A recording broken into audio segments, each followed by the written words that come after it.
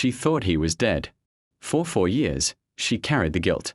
But now, in the middle of a rain-soaked forest, the dog she lost is staring straight into her soul.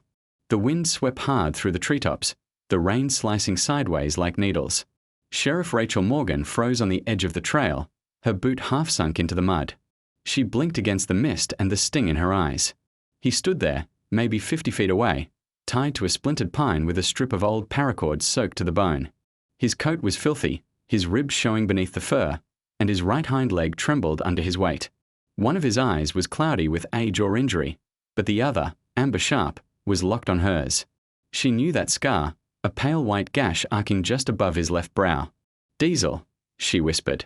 He didn't bark, didn't move, just watched her, rain dripping from his muzzled chest, heaving with slow, labored breaths. Rachel's heart collapsed into her boots. 4 years, 4 damn years she'd told herself he was gone, swallowed the silence, buried the guilt.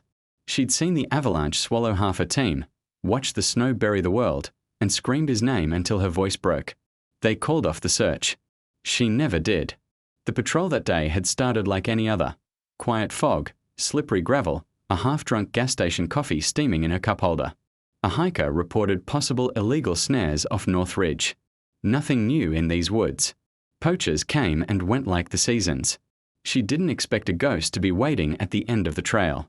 Rachel knelt slowly, her sidearm pressing into her thigh. "Hey, boy," she said, barely above the wind. "It's okay." He tilted his head, one ear twitching. Then, just slightly, his tail moved. She opened her arms. "Come here."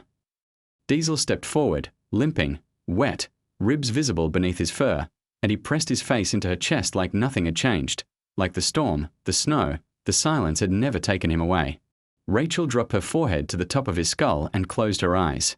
"You found me," she whispered. "You actually found me."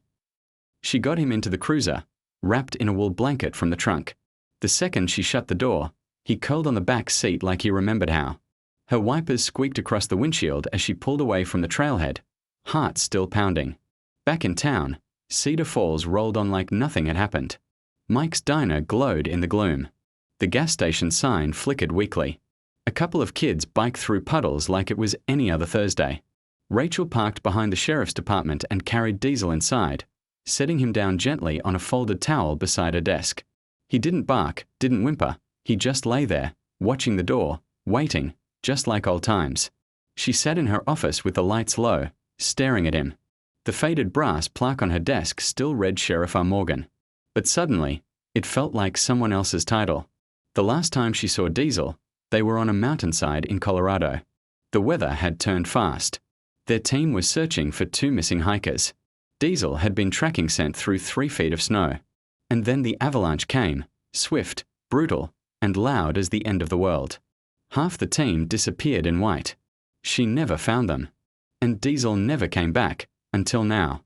The front door creaked open.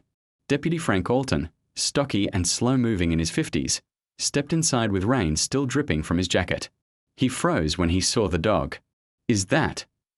Rachel nodded. "Yeah, it's him." Frank knelt down with a groan. Diesel sniffed his outstretched hand, then rested his head again. "I'll be damned," Frank muttered. "Thought he was buried under 20 feet of snow." "So did I." They sat in silence, just watching the dog breathe, the steady rhythm of it. Real. Present. Impossible. Frank finally broke the stillness with a folder. "Got something," he said, dropping it on her desk. "Hikers found snares up near Brush Creek. Old barbed wire. Crude, but tight enough to snap a deer's leg. Just like that string we had in '09. Rachel flipped through the photos. They weren't just amateur traps. They were placed close to a marked trail. Bold. Sloppy. Could be just dumb kids, Frank offered.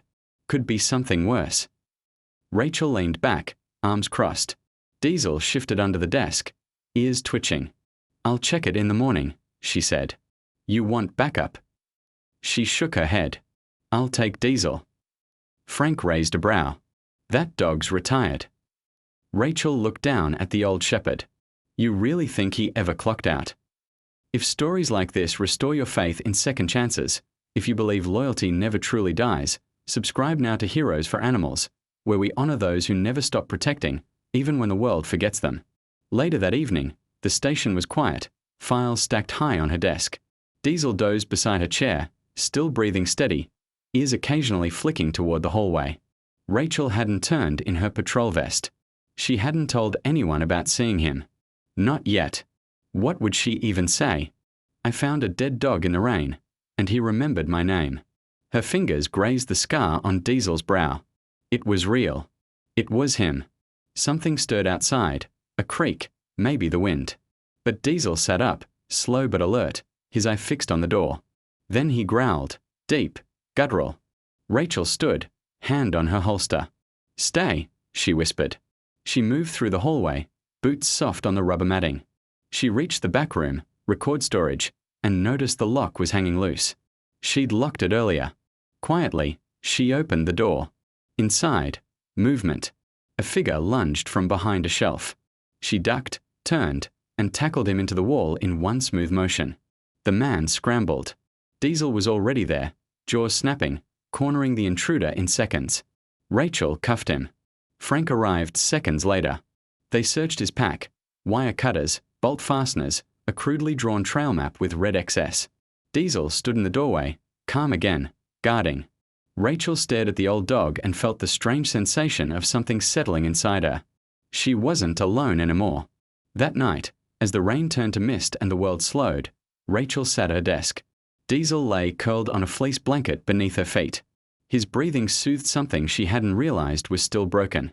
She took out her old field journal and flipped to a blank page. On the top line, she wrote, "Sometimes the lost come back, and sometimes they bring you with them." She looked down.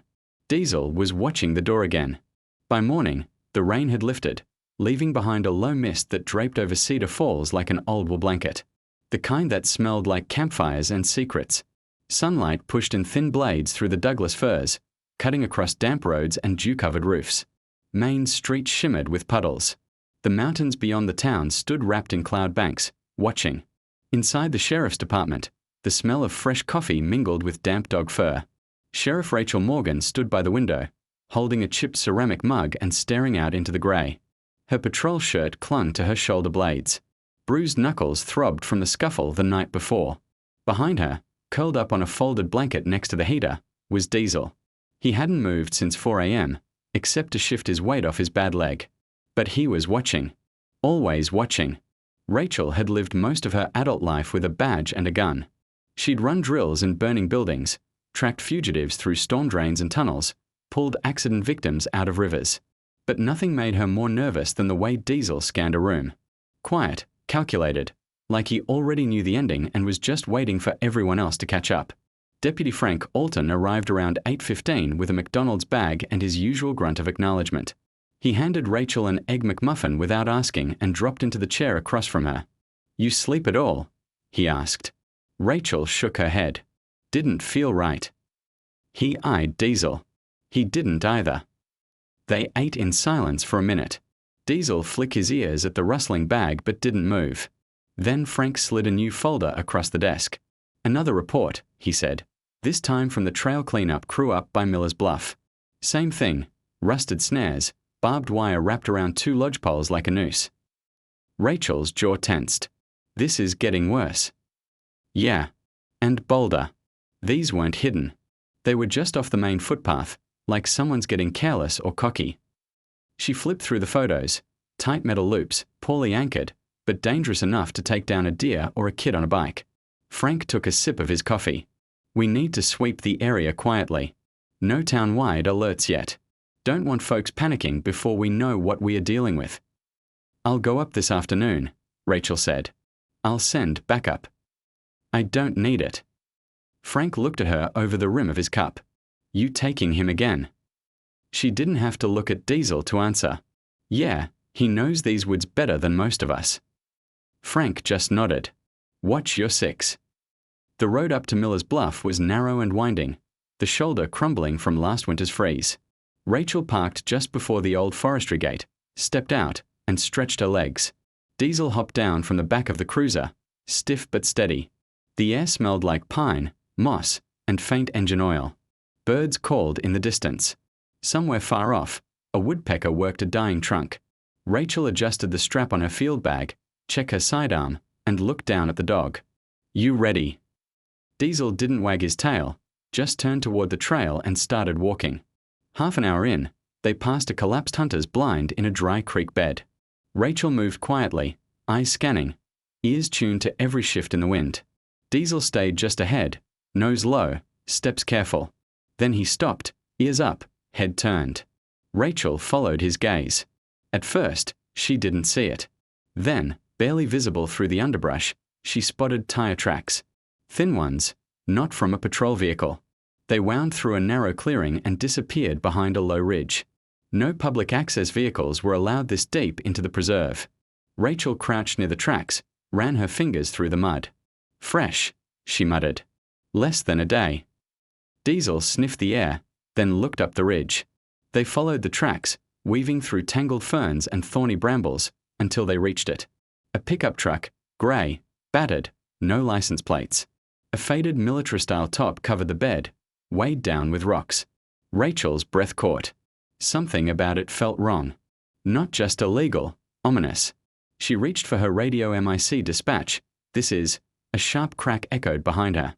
Something struck her temple. Hard, blunt, fast, blinding. She fell sideways, vision spinning. Her knees gave. The world tilted. Voices shouted. Hands grabbed her wrists, rough, foreign, and then darkness. When Rachel woke, the air smelled like sap and rust. Her arms were pinned behind her, tied to a tree. Blood crusted her eyebrow. A dull throb pulsed behind her right eye. The forest around her was quiet, too quiet. She listened. Footsteps in the distance. Voices, male, at least two, not coming toward her. That was something. She flexed her fingers. The rope was tight, military knots, not local kids. She tried to remember the hit, flash of movement, the sound of boots. Her sidearm was gone. Her radio, too. Her heartbeat pounded against the inside of her skull. Then she did something she hadn't done in years. She whispered, "Diesel." Back in Cedar Falls, 9-year-old Mason Whitaker sat on the edge of his grandmother's porch, his legs swinging just above the muddy steps. Every afternoon, like clockwork, Diesel would appear at the tree line. He'd sit exactly 7 minutes. Mason would bring out toast crusts or sandwich bits. Then Diesel would vanish again like a ghost. But today, nothing. Mason squinted into the woods. "Diesel," he called. Nothing moved. His grandma, Clara Whitaker, stepped out with her shawl pulled tight and a prayer book clutched in one hand. "Don't go running off," she said, voice firm. "I think he's hurt," Mason replied. Clara looked at the sky, then at the trees. "No," she murmured. "I think someone else is." Miles away, Diesel stood at the edge of a shallow ravine, nose twitching. He had stopped walking hours ago. Hadn't followed Rachel's command to stay back in town. Not this time. He had known something was wrong. He picked up her scent beneath the pine needles, layered with rust and sap and the sharp trace of blood. And he ran. Not fast. His body couldn't do that anymore, but with certainty, with purpose. Every limp was earned. Every step toward something. Back in the forest, Rachel's vision blurred. Her wrist throbbed raw. Her arms screamed from the pressure of the rope. She tilted her head up toward the canopy. Sunlight flickered through the branches. If she passed out again, she might not wake up. Then, somewhere in the distance, she heard it. A single bark, short, sharp, familiar. Her eyes welled. "Diesel," she whispered, then louder. "I'm here." But it didn't matter. He'd already found her trail. He emerged from the brush like a shadow, silent, steady. She saw him through blurred vision, grey fur soaked in mud, amber eye gleaming in the light. His limp was worse, his breathing heavy, but he was here. He sniffed her hand, then circled behind the tree, inspecting the knots. Rachel tried to stay conscious. You found me." Diesel didn't bark, didn't whimper. He just started pulling, gnawing at the rope. Teeth dulled by age, but driven by something ancient and powerful. Faith. It wasn't fast. It wasn't pretty, but it was enough. Bit by bit, fiber by fiber, the rope gave way. Her arms fell forward, useless, tingling, and she cried, not from pain, but because she had never felt more seen. The rope finally gave way with a damp snap. Rachel slumped forward, arms limp, wrists burning. Every nerve in her body screamed, but she didn't cry out. She just reached behind her, fingers trembling, and found the coarse fur of Diesel's neck. "You did it," she whispered, eyes closed. "You really did it." Diesel didn't bark. He didn't move. Not at first. He stood just behind her, close enough for her to lean into his body, stiff and warm, breath heavy like a ticking metronome. His job wasn't over, not yet. Rachel took slow, measured breaths. Her throat was dry, and the crusted blood on her temple had stiffened into an itchy line. Her hands throbbed as circulation returned. The forest around them hummed in late afternoon stillness, wind brushing pine needles, distant birds shifting nervously in the canopy.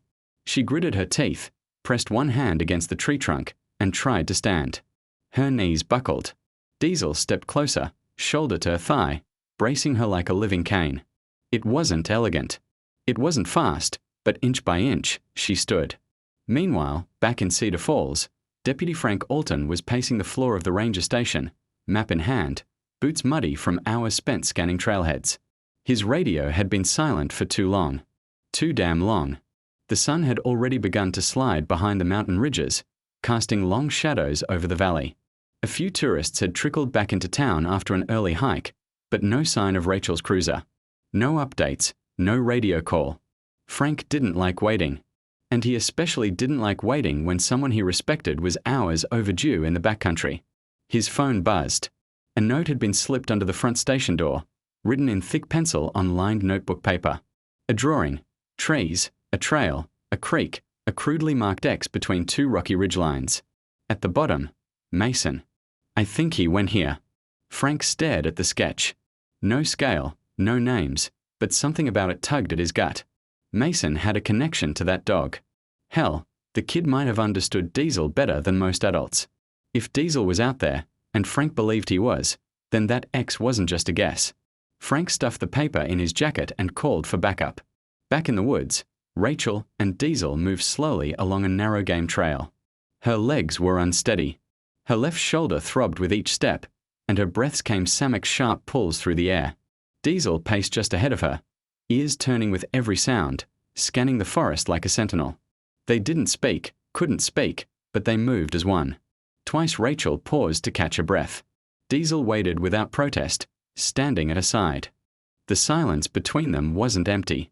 It was full, laced with memory and something that felt dangerously close to faith.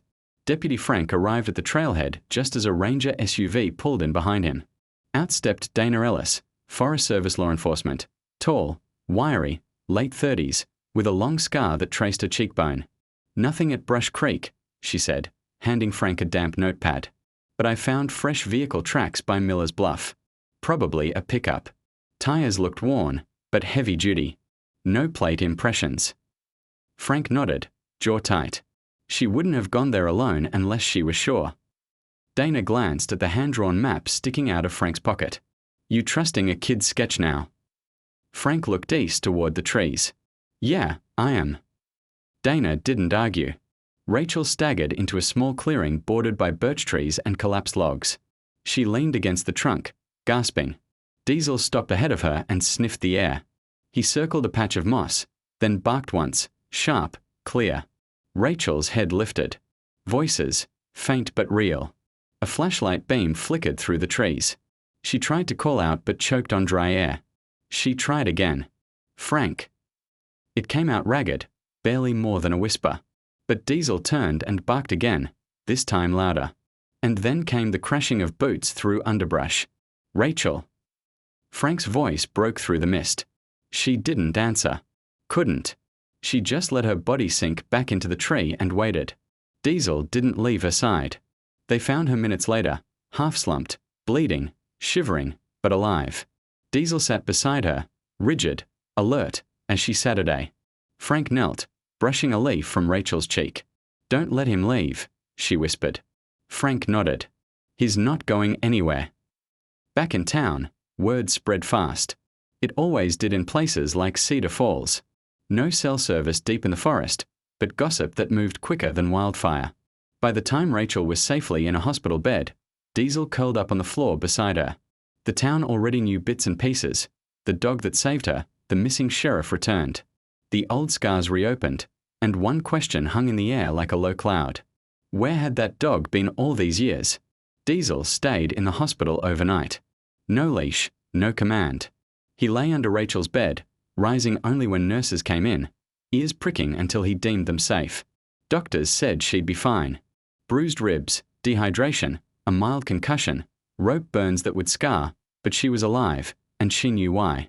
Later that week, Frank visited the small wildlife rehab center on the edge of town. He walked past empty enclosures and into the back room where Dr. Miriam von Holstein, petite, grey-streaked hair, eyes like soft velvet, was tending to a small creature wrapped in fleece.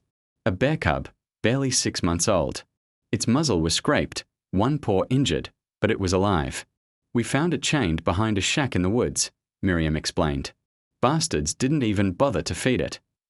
Frank nodded grimly. Sheriff says we need to press charges on whoever set that up. Miriam stroked the cub's head. He's too young to survive alone. We'll rehab him here. Try to release him near Glacier Creek by fall. At the sheriff's office, Rachel sat in her chair, arm in a sling, eyes sharp again. Diesel lay at her feet, head on paws. Frank walked in, handed her a folder. Truck was impounded. No plates like we thought. Engine shot, but we found top fibers stuck to Diesel's collar, same as the one covering the pickup bed. Rachel looked down at the dog. He led me back. Frank leaned on the desk. You thinking what I'm thinking? Rachel nodded slowly. We need to rebuild the K9 unit. Frank blinked. We don't have the budget. I'm not asking for 10 dogs, just one, and I've already got him. A few days later, Rachel stood in front of Cedar Falls Elementary with Diesel by her side. He wore a navy blue bandana with a K9 honor patch sewn into it. A group of 4th graders spilled out of the library doors, wide-eyed. They gathered in a circle on the carpet, whispering, pointing. Rachel stepped forward with Diesel at her side. I want to tell you all a story, she said gently, about a dog who never stopped listening, who never forgot his job, and who brought someone home. When she finished, Little Mason pulled a white cloth off the easel beside him. A hand-drawn poster showed Diesel and Rachel under a pine tree, sunset in the background. At the bottom, kindness echoes louder than fear. That night, back at home, Rachel sat by the window with a journal open on her lap. Diesel lay curled nearby, one ear twitching in his sleep. She wrote, "Some things come back when you least expect them, not because they were lost, but because they remembered their way home." She closed the journal and looked out at the trees. The forest would always have its shadows. But now, so did she, and his name was Diesel. The fog lifted early over Cedar Falls that morning, leaving behind a pale blue sky, scraped clean by wind. Sunlight sliced through the trees like golden blades, bouncing off dew-licked pine needles and glinting off gravel roads. It should have felt like peace, but Sheriff Rachel Morgan had learned to listen closer. And today, the quiet didn't sit right. She stood at the back of the ranger station, vest strapped tight, sidearm holstered, boots laced. Her arm was still bruised, her temple still tender, but the fog in her head had cleared. Beside her sat Diesel, alert and silent. He'd healed faster than she had, at least on the outside. The vet said his joints were stiff and his age was catching up, but none of it showed when he moved. He stuck to Rachel's side like a shadow, never needing a leash, never asking for anything, just watching, waiting. They were both waiting. Now, the briefing started just after a few minutes ago in the parking lot with a makeshift whiteboard propped up between 2 SUVs. Deputy Frank Alton flipped open a folder and started running through the details while Rachel sipped weak coffee and scanned the tree line. Rachel's backup today came from County Officer Rachel Newen, late 20s, sharp as a scalpel, ex-military CID investigator, who didn't believe in small talk. EMT Jared Lynn, tall and cool-headed, with eyes like lake water. Monica Serrano, a local volunteer with sunburned cheeks, steel nerves, and years of search and rescue experience tucked behind her quiet demeanor. They were good people, capable, but none of them had walked through what Diesel had, and none of them had been there that day on the mountain in Colorado when everything fell apart. Only Diesel, only her. Rachel stepped up to the map taped across the hood of the cruiser and pointed to a small ridge east of Brush Creek. "This is where the bear cub was found," she said. "Chained behind the shed. The truck we tracked from the trap site, It matched vehicle marks found near this ridge 2 nights ago. No plates, heavy tread, military-style top. And now she tapped a red pin into a section near Moose Ridge. We've got a new sighting. From who? Officer Nguyen asked. Rachel answered without looking up. Local hunter said he heard something screaming out there. Didn't stick around to investigate. Didn't want to become a missing persons case. Frank folded his arms. No one sets up that many traps unless they're running something bigger than bushmeat. Monica nodded. Animal trafficking, illegal sales, possibly out of state. Rachel looked down at Diesel, who lay at her feet, head tilted, listening. He knows where they are, she said. He found the cub. He found me. He can find them. Nguyen raised an eyebrow. You're bringing a senior dog into a live operation. Frank chuckled. He's not just a dog. They hiked in single file up the ridge, boots crunching through leaves. Radios clipped low for quiet communication. The sun rose slow and bright behind the tree line. The shadows stretched long across the forest floor. Diesel led the way, his nose to the ground, ears twitching. Rachel followed 2 steps behind, hand hovering near her hip. After nearly an hour, Diesel froze. Rachel knelt beside him. He sniffed a patch of dirt near a bend in the trail, then looked up at her and gave one soft bark. Rachel moved forward. That's when she saw it. A fresh trail of prints, not boot prints, but something lighter, 4-toed, sharp-clawed, and beside them, drag marks, blood. They followed the tracks to a run-down tool shed, half sunken into the hillside, covered in brush. The door had been padlocked, but someone had forced it open recently. Inside, chained to a bolt in the wall, was a second cub, smaller, shaking, its muzzle torn, and its paw wrapped in a ragged scrap of denim. It whimpered when the light hit its eyes, but didn't growl. Monica crouched, pulling her medkit from her pack. It's alive. Rachel stepped back. That's enough. We've got the evidence. We move in. They heard the truck before they saw it, roaring to life deeper in the woods. Engine backfiring. Ease flank. Frank shouted. They're running. Jared and Monica broke left through the brush. Rachel took off straight down the logging path, Diesel sprinting beside her. The woods blurred. Rachel ducked under low-hanging branches, her boots hammering the soft trail. Diesel pulled ahead, limping but fast, nose down and locked in. They reached a clearing just as the grey truck came skidding around the bend, fishtailing in loose dirt. Rachel dove to the side. Diesel didn't flinch. The truck slammed on its brakes, blocked by a makeshift barricade of downed trees. 2 men jumped out. One had a crowbar, the other a rusted hunting knife. Rachel raised her weapon. Drop it. Hands where I can see them. They didn't move. Diesel stepped forward. The man with the crowbar hesitated. Diesel sniffed his boots, turned to Rachel, and growled. That's him, she said. Same mud, same oil, same scent as the shed. Nguyen and Monica arrived behind them, weapons drawn. The men finally dropped their weapons and hit the ground. Not because of the guns, but because of the dog. Something about the way Diesel stood there in the forest, calm, scarred, unblinking, made even criminals freeze. Back at the station, Dr. Miriam Vaughan took in the small cub, her gentle hand stroking its matted fur. These babies, they don't know hate yet, she whispered. All they want is warmth. Rachel watched from the hallway, arms crossed, her badge still clipped to her vest. She moved down the hall. Frank came up behind her with a mug of coffee. We've got them both in holding. Vehicles impounded. We are contacting federal wildlife authorities now. Rachel nodded. Good. Let them answer for what they've done. She glanced down the hall. Diesel was curled under a chair, breathing slow, his nose resting on one paw. He's done enough for 10 dogs, Frank said. I'm not done with him yet, Rachel replied. I want to restart the K9 unit. Frank grinned. He's earned it. Later that week, Rachel stood in front of a packed auditorium at Cedar Falls Elementary. Diesel lay at her feet, wearing his navy blue K9 bandana. I want to tell you all a story, she said, scanning the faces of curious kids and proud parents, about a dog who never gave up. A dog who remembered what others had forgotten. She told them about the forest, the traps, the cubs, truck, the cubs, the rescue. When she finished, Mason came up to the stage with a large poster.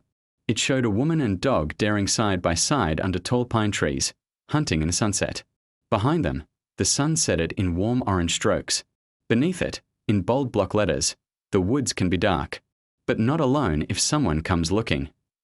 Rachel smiled. She knelt beside Diesel and rested a hand on behind his ear. The auditorium clapped, but Diesel didn't move. He didn't need to. He'd already done his job. The storm rolled in just after a mile midnight. Not a loud one. No thunder cracked the sky open or lightning danced on rooftops. It came soft and steady, the kind of rain that slips down pine needles and taps against glass like sleeping. Cedar Falls slept through it, sleeping, but Diesel didn't. He lay at the foot of Sheriff Rachel Morgan's bed, tail resting, eyes open. Every few minutes, he lifted his head to listen. Rain or not, his ears were always on. It had been a few days since the bust at Moose Ridge. A week since the bear cubs were rescued, the poachers arrested, and Rachel was cleared to return to full duty. But something about the silence felt heavier, like the woods were holding their breath. Rachel stirred in her sleep. She didn't sleep stirred anymore. Not since the ambush stirred. Her arm was healing from it, bruises faded, but her mind lingered. At 3:12 a.m., she sat up, one hand brushing through her tangled hair. Diesel lifted his head immediately. "You heard that, too," she whispered. A soft thud came from the front porch outside. Rachel nodded. She swung her legs over the side of the bed, slid on her boots, and reached for her flashlight. Diesel followed her through the hall, quiet as a shadow. When she opened the door, the rain blew sideways across the porch. Empty, except for a piece of folded paper weighted with a pine cone. Rachel picked it up, wiped the water from the ink, and read the message. They weren't working alone. By morning, the rain had passed, leaving behind thick fog clinging to the lower trails. Rachel met Deputy Frank Alton outside the sheriff's office.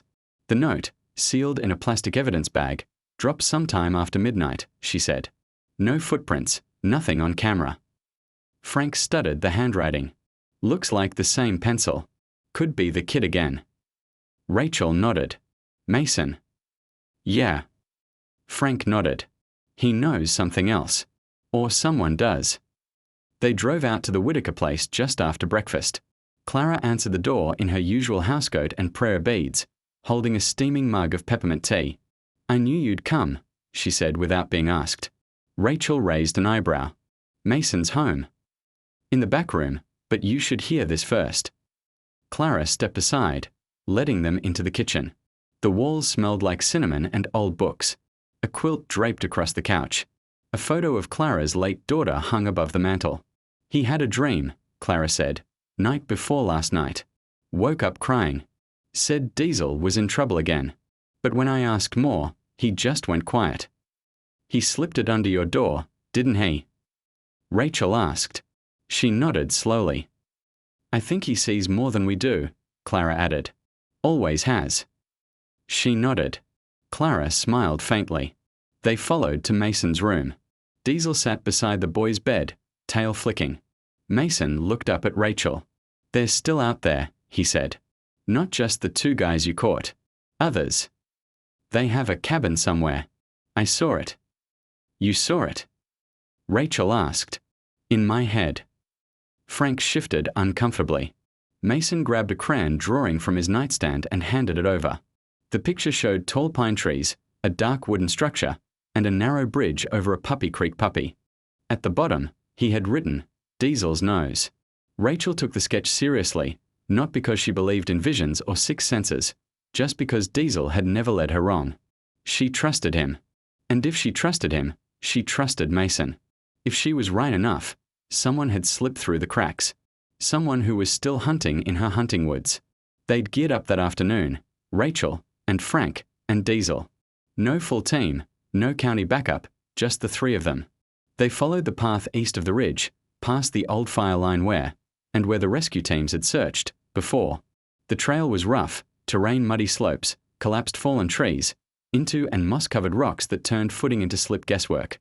They'd trudged deeper, but Diesel walked like he'd known he'd know the way, and maybe he did.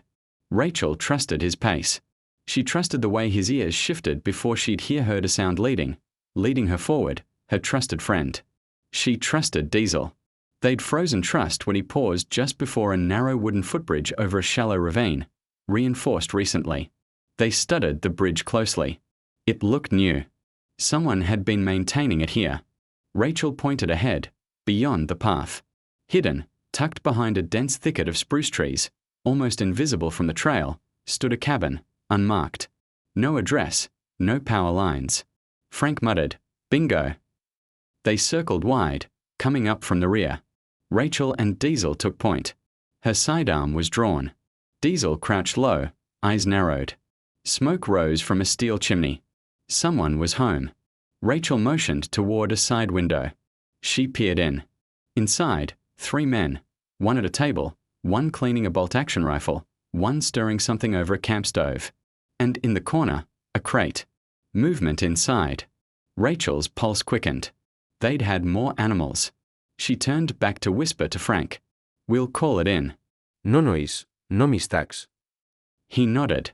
But before he could reach for her radio for his radio, a floorboard creaked inside the cabin. Diesel growled, loud growled. The man at the table shouted turned. "They're here," he shouted. Rachel yelled, "Go!" The next minute was pure chaos. Shouting, boots slamming, the front door thrown open. One suspect bolted into the trees, and Frank gave chase. The other 2 tried to barricade themselves inside, but Rachel was faster. She kicked the side door open and swept left. Sheriff's Department. Hands where I can see. One man lunged toward her. Diesel intercepted, teeth bared.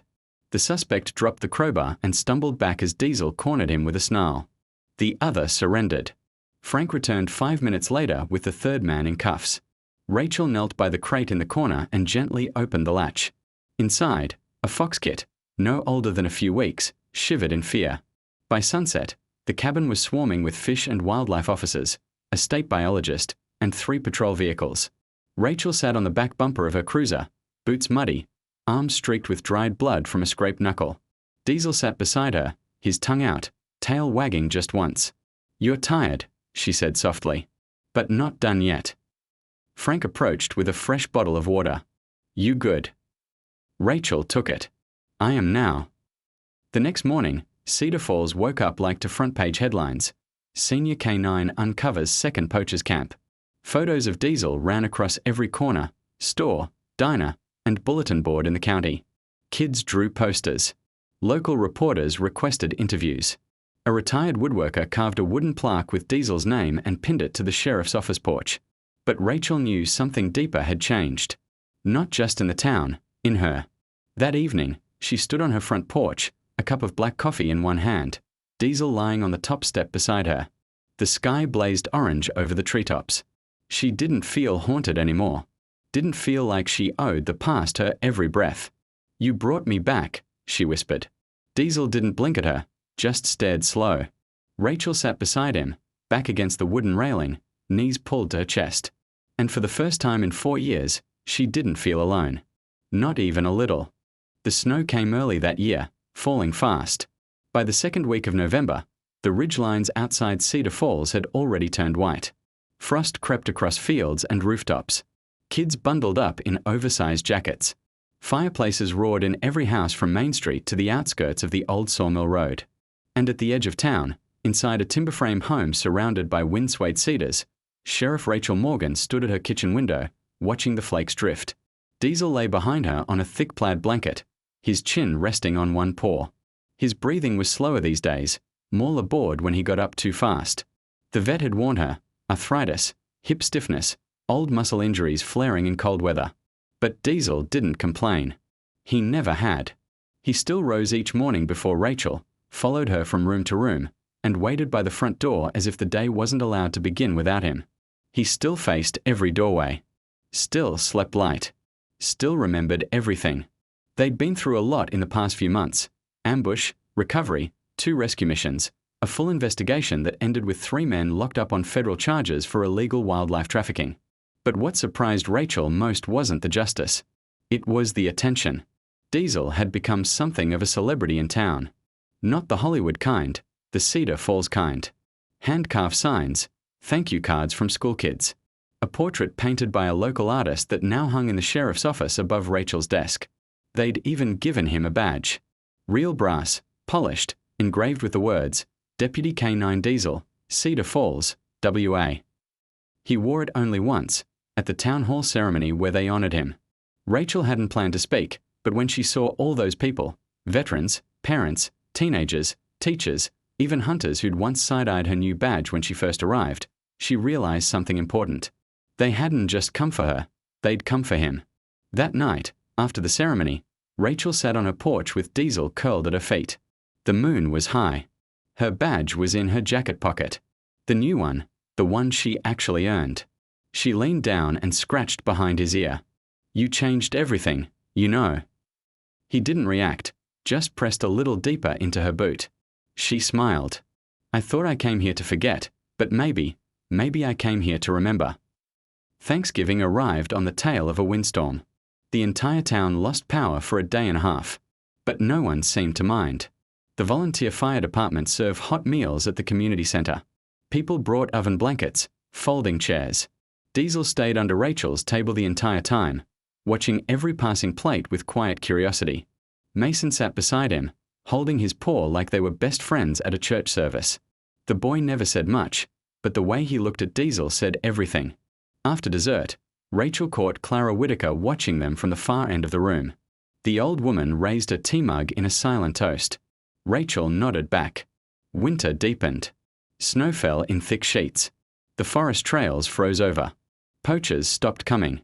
Things got quiet. Rachel used the downtime to build something she hadn't made space for in years: routine. She and Diesel walked the perimeter trail each morning, whether it snowed or not. They stopped by the school every Wednesday to visit Mason's class. Once a week, they dropped supplies at the Wildlife Rehab Center where both rescued bear cubs were now thriving in pre-release enclosures.